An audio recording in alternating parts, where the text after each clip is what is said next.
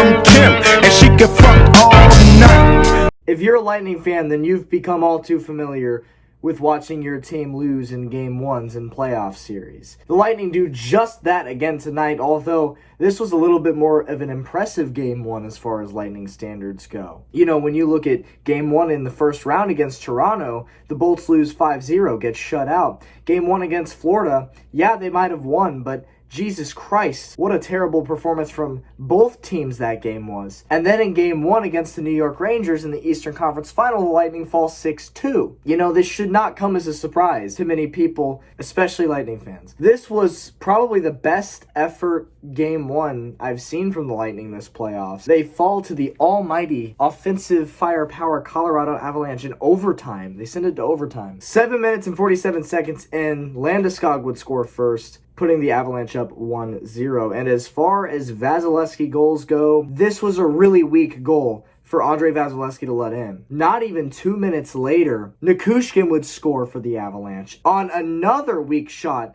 for Vasilevskiy to let in. And already the Lightning find themselves in a 2-0 hole. Fortunately, a couple minutes later for the Lightning, Nicholas Paul would strike for the Bolts on kind of a low-key nasty dangle. Yeah, it was a little bit lucky, but still got around Darcy Kemper, and the puck found its way into the net. The Lightning are back and they're fighting, and it's 2-1. Now, nearing the end of the first period, the Lightning would find themselves on a 5-on-3 disadvantage, as there would be back-to-back tripping calls. And, you know, there's a lot of questioning as to whether or not the second one, this one here on Anthony Cirelli, was a legit tripping call. A lot of people bitching about the refs about it. Now, here's what I think about it. If you blame a single call by the referees as to why your team lost a game, grow up. Was it a questionable call? Yeah, sure. Maybe. Is it the reason the Lightning lost? Hell no, it's not. I've been so sick and tired from everybody, from every fan base, including the Lightning fan base. I'm sick and tired of hearing it from everybody. Oh, the referee's this, the ref's that. Like, Jesus Christ. But, you know, when you go down 5-3 to the Colorado Avalanche, you might as well just give them the goal and move on, because they're not going to mess this up. Arturi Lehkonen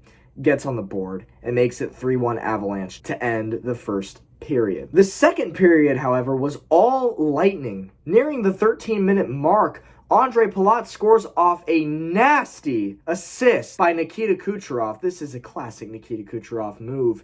And the Lightning are within reach as 3-2. And before you know it, about 50 seconds later, Mikhail Sergachev on a snipe from the blue line goes post in past Darcy Kemper.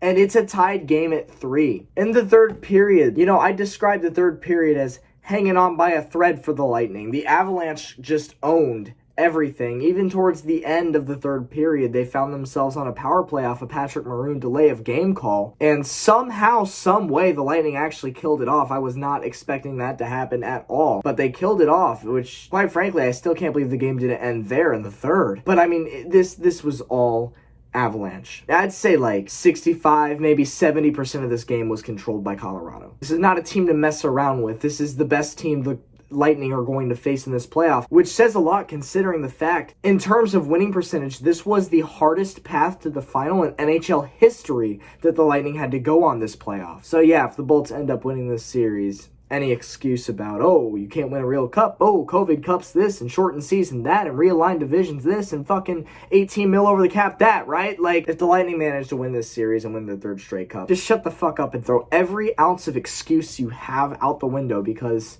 you can't do it anymore if the Bolts can come out with this. Even getting back to a third cup is extremely impressive, win or lose. So yes, in the third period, no goals would be scored. In overtime, it wouldn't take long for the Avalanche to find the back of the net as Burakovsky would score the game winner in overtime, and the Avalanche have the 1-0 series lead. Now again, are we surprised as Lightning fans? You certainly shouldn't be. In fact, I'm going to go on a limb and say it is convincing to see us lose in overtime in a game 1, rather than being blown out in regulation. Because like I've said several times, the Lightning love to play slow, sit back and analyze in the first game or two of series, depending on how good your opponent is. The fact that we went to overtime against the Avalanche in a sit back and analyze game 1 tells me that the Lightning are going to put up a hell of a fight in this series. If Vasilevskiy didn't let in the 2 weak goals to begin the first period, Lightning could have / would have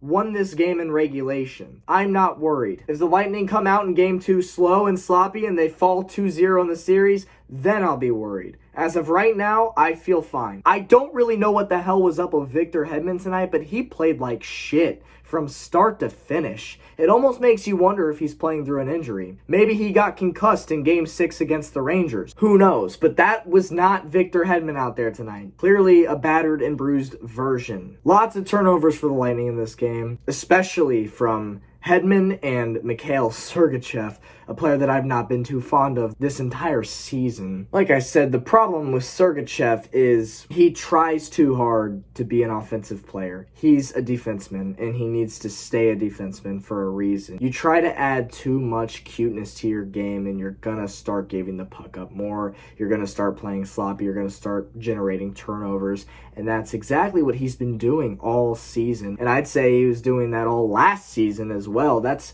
his problem, is he thinks he's a lot better than he actually is, and in turn gives up the puck a lot and makes a lot of really stupid plays. So Sergachev and Hedman are my two guys in this game that I would say did not play good. Yeah, sure, Sergachev had the goal, but let's be real, that was a shitty goal for Darcy Kemper to let in. He should have had that post covered. But if you're an Avalanche fan, welcome to the channel. Welcome to my recaps. I hope for a good series against y'all, because I know y'all are a damn good team. Probably the best team that the Lightning will play in this playoff. And it's probably going to be the best cup final in a long time. So listen, good luck to y'all, but go Bolts. Braden Point's back. It's nice to have him back in the lineup for the final. Hopefully he can make an impact in this series. With that being said, I'm going to get out of here. So thank you for watching. I'll catch you for game 2 on Saturday. It's your boy Chiefs Race Bullets, your favorite bandwagon YouTuber on all YouTube.